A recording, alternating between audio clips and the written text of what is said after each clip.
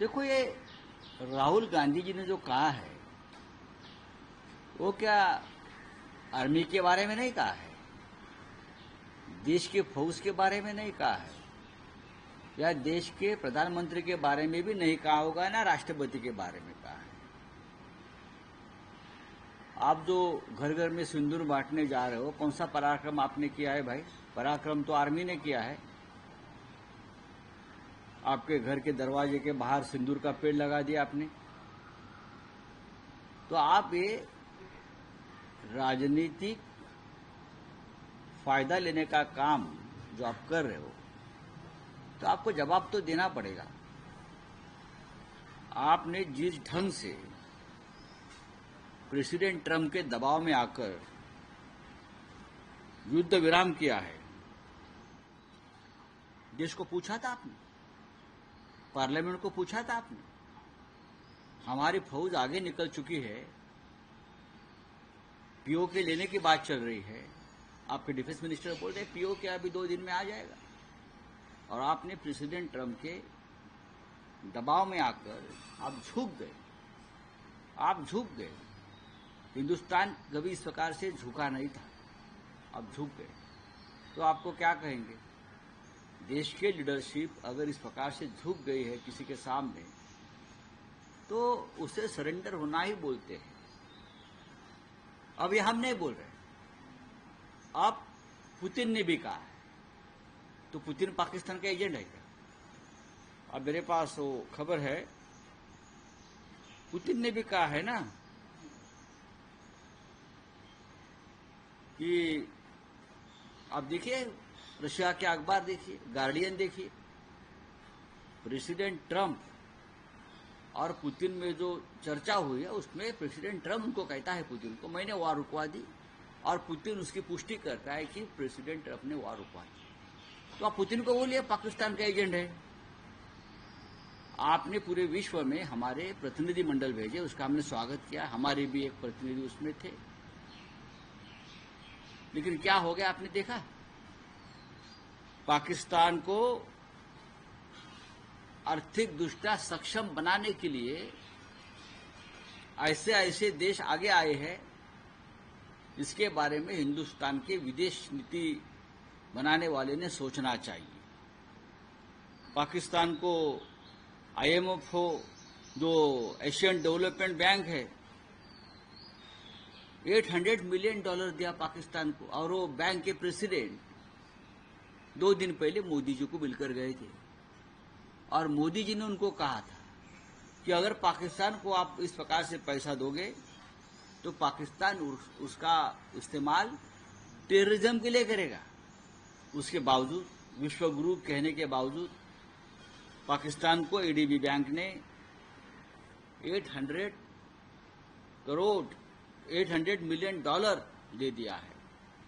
IMF ने पाकिस्तान को loan दिया है। अमेरिका में पाकिस्तान का स्वागत हो रहा है। बिलावल भुट्टो जो है वो यूनाइटेड नेशन में हमारे खिलाफ भाषण दे रहा है।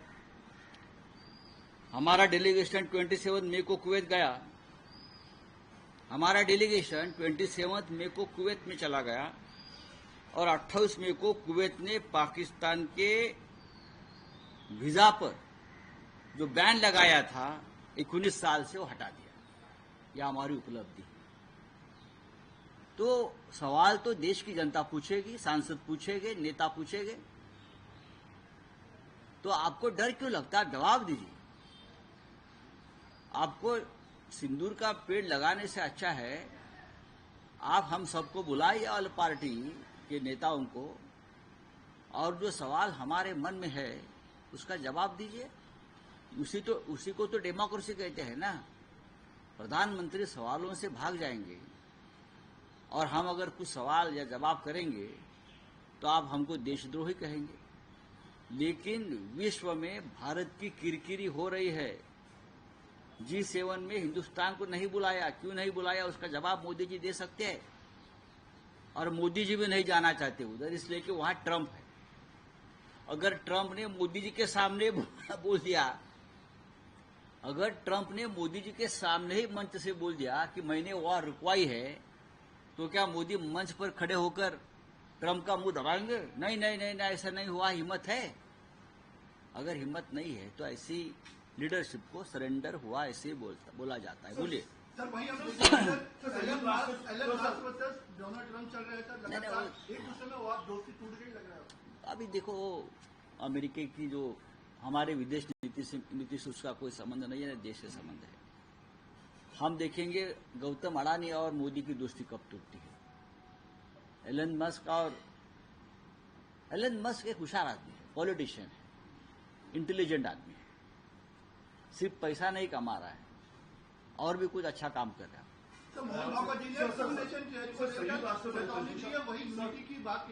यूनिटी अच्छी बात है।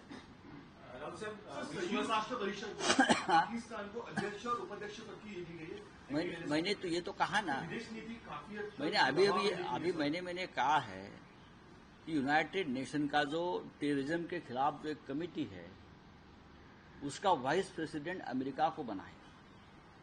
जिस पाकिस्तान को हम बार बार ये मांग करें कि टेररिस्ट कंट्री है, उसके ऊपर बैन डालो, सैंक्शन कर लीजिए, उसको ही अगर यूनाइटेड नेशन एक जो कमेटी है टेररिज्म के खिलाफ बनाई हुई, उसका वाइस प्रेसिडेंट बना देते हैं, तो भारत की विदेश नीति मुझे लगता है 10 साल में पूरी तरह से फेल नहीं, उद्ध्वस्त हो गई है। कोई आपकी आवाज नहीं सुन रहा है। सबसे पहले जयशंकर को इस्तीफा देना चाहिए, इस्तीफा लेना चाहिए। चाहिए जयशंकर को भी भेजेंगे उधर यूनाइटेड नेशन के कंपाउंड में सिंदूर का पेड़ लगाने के लिए। जाओ जयशंकर, बहुत अच्छा काम हुआ है। यूएस जाओ, यूनाइटेड नेशन के प्रांगण में सिंदूर का पेड़ लगाकर आइए। हाँ, यही हमारी हैसियत है। तो भारत को क्या दबाव के अंदर ये राजनीति करनी पड़ रही है? भारत पूरी तरह से भारत को दबाव में लाकर एक महान भारत को, हिंदुस्तान को कमजोर करने की कोशिश पूरे विश्व में चल रही है। उसके लिए ये सरकार जिम्मेदार है। राहुल जी ने जो कहा है सरेंडर वाली बात, ये झूठ नहीं है। भारतीय जनता पार्टी के जो अंधभक्त है और भक्त भी है और राष्ट्रभक्त भी बीजेपी में है, वो सभी ने मिलकर उस बारे में सोचना चाहिए ये ऐसा क्यों हो रहा है। अगर आप असली देशभक्त है तो पूरे विश्व में हिंदुस्तान की किरकिरी क्यों हो रही है, उस बारे में भक्त, अंधभक्त और देशभक्त तीनों ने मिलकर सोचना चाहिए। बोले आपका क्या है? लोकसभा में मोदी जी करीबन 80 से ज्यादा इंटरव्यू देते हैं। अपने जो विदेश मंत्री है बाहर का मजा, लेकिन अपने देश में कोई इंटरव्यू नहीं दे रहा है। वो अपने देश से डरते हैं। ये लोग अपने देश में ही डरते हैं, जनता से डरते हैं, इस देश के लोकतंत्र से डरते हैं। ये लोग, ये डरपोक लोग हैं। आइए ना, मैंने कहा ना, जो बातें हमने अभी सामने रखी है पाकिस्तान के बारे में, रशिया के बारे में, प्रेसिडेंट ट्रम्प के बारे में, हम सबको बुलाइए। मोदी जी को नहीं तो मोदी जी को हम बुलाएंगे, हम चाय पिलाएंगे मोदी जी को, हम चाय पिलाएंगे मोदी जी को। हमको बुलाइए, हम बात करेंगे आपसे। बोला जागतिक स्तरावर डोनाल्ड ट्रम्प आणि एलन मस्क ही युती तुटत असताना महाराष्ट्रात मात्र शिवसेना, मनसे, पर्यायानं उद्धव ठाकरे, राज ठाकरे ही युती कधी होणार याबद्दल नेते फक्त सकारात्मक प्रतिक्रिया देत आहेत। खाली कार्यकर्त्यांचं मनोमिलन व्हायला सुरुवात झाली। याआधी आपण बघितलं तर कल्याणमध्ये दोन्ही पक्षांचे कार्यकर्ते एकत्र आले, त्यांनी आंदोलन केलं। काल नाशिकमध्ये मनसेच्या कार्यालयाच्या उद्घाटनाला शिवसेना युबीटीचेही पदाधिकारी उपस्थित राहिले। तर कार्यकर्ते खाली मनोमिलन करतायत, नेते फक्त सकारात्मक आहेत। मग आम्ही सकारात्मक आहोत म्हणून खाली कार्यकर्त्यांचं मनोमिलन सुरू आहे ना। तुम्ही एक समजून कसं घेत नाही? आपण फार मोठे पत्रकार आहात सगळे लोक, आपल्याला महाराष्ट्राचं राजकारण चांगलं माहिती आहे। नेत्यांनी सकारात्मक भूमिका घेतल्यामुळेच कार्यकर्त्यांचं मनोबल वाढलेलं आहे। आम्ही सकारात्मक आहोत, माननीय राज ठाकरे सकारात्मक आहेत, त्यांचे सहकारी सकारात्मक आहेत, माननीय उद्धव ठाकरे साहेब सकारात्मक आहेत। आम्ही त्यांचे सगळे सहकारी या विषयावर अत्यंत सकारात्मक असल्यामुळे त्याचा परिणाम जमिनीवरच्या दोन्ही पक्षाच्या कार्यकर्त्यात झाला असेल तर त्याच्यामध्ये चिंतेचं कारण काय? तुम्ही स्वागत केलं पाहिजे त्याचं ना। चिंतेचं कारण नाहीये, पण कसं आहे की पहिला फोन किंवा पहिला संवाद कोण करणार हा मुद्दा आहे। कारण काल मला असं ठाकरे असं म्हणाले, मला असं दोन भाऊ एकमेकांशी बोलतील, राज ठाकरेंचा नंबर उद्धव ठाकरेंकडे आहे, आदित्य ठाकरेंनी राज ठाकरेंना फोन करावा.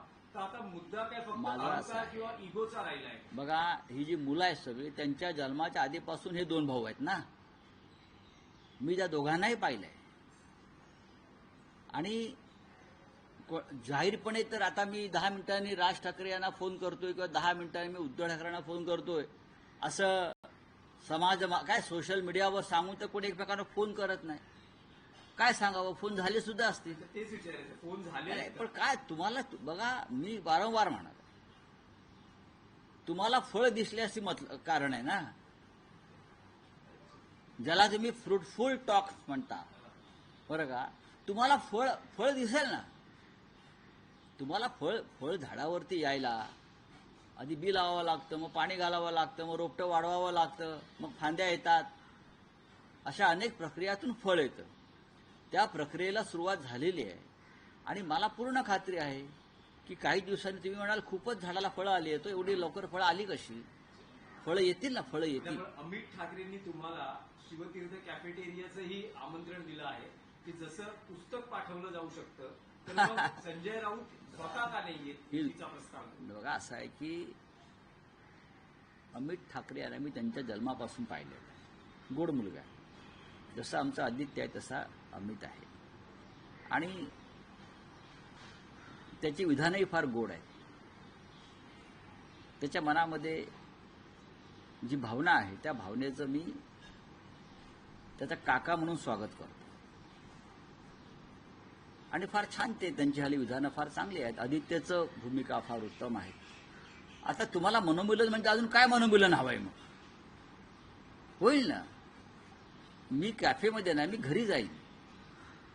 आमच्यासाठी ते कॅफे नाहीये, आमच्यासाठी ते दुसरं घरच आहे ना. नाही, पण राऊत साहेब, एक आहे की त्यात जे म्हटलं जात आहे की तुम्ही असं म्हटलं किंवा उद्धव ठाकरेंनी मध्यंतरी असं म्हटलं की भाजप आणि शिंदे यांच्याशी जर राज ठाकरे बोलत असतील तर मग कसं काय होणार. त्यावर मनसेतून असं म्हणणं आहे की शिवसेना उद्धव बाळासाहेब ठाकरे किंवा उद्धव ठाकरे हे काँग्रेस आणि एनसीपीचं काय करणार आहे? काँग्रेस एनसीपीला बाजूला ठेवणार आहेत का, असाही मुद्दा ते उपस्थित. तर पुढचे काही मुद्दे होऊ शकतात. मुंबई महापालिकेचा हा विषय आहे किंवा महानगरपालिकांचा विषय आहे. एकनाथ शिंदेंचा पक्ष आणि भाजपा आणि काँग्रेस राष्ट्रवादी या जमीन आसमानचा फरक. काँग्रेस आणि राष्ट्रवादी महाराष्ट्राचे शत्रू नाही आहेत. त्यांनी बाळासाहेब ठाकरेंची शिवसेना आज पक्षांतर झालेली आहेत याआधी. पण ज्या पद्धतीनं अमित शहा आणि नरेंद्र मोदींनी महाराष्ट्राच्या पाठीवर घाव घातलेले आहेत तसे घाव यांनी घातलेले मला दिसले नाहीत. ते माननीय राजसाहेब सुद्धा मान्य करतील. त्याच्यामुळे ह्याच्यावरती भविष्यामध्ये एका टेबलावरती चर्चा होऊ शकते. दिलीप देशपांडे असं म्हणतात की पहिला प्रस्ताव राऊतांनीच राज ठाकरेंना केला. आमच्याकडे कोणतेही प्रस्ताव आला नाही असे ते बोलतायत. पहिला प्रस्ताव दोन भावांमध्ये प्रस्तावाची गरज नसते. चला, धन्यवाद. राऊत साहेब, एक महत्वाचा विषय आहे.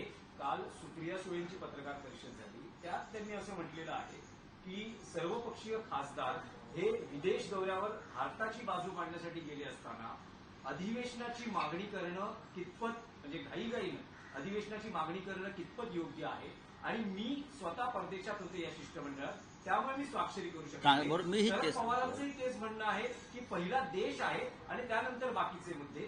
तर अधिवेशन मागणी करणं म्हणजे आम्ही नसताना मागणी करणं कितपत योग्य आणि त्यामुळे आपण त्यावर स्वाक्षरी करू शकतो. बघा, सुप्रियाताईची भूमिका जी आहे ती मी बोललो की त्या परदेश दौऱ्यावर असल्यामुळे त्यांची सही होऊ शकली नाही.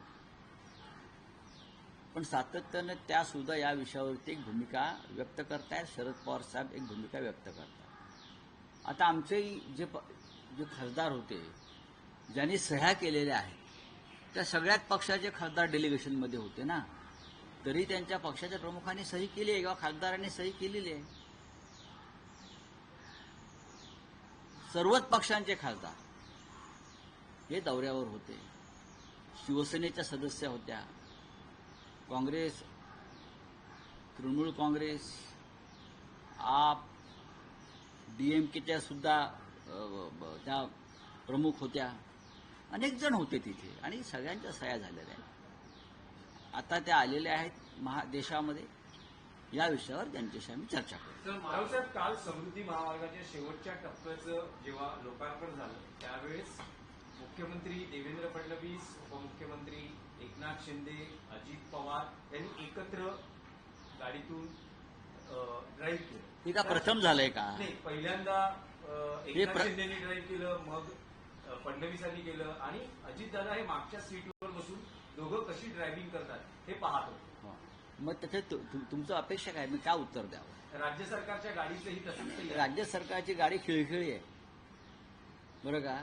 हे एकनाथ शिंदे तर गाडीवर बसले असतील तर गाडीला अपघात करून दरवाजाकडून मी कसा उडी मारेन हे ते बघतील.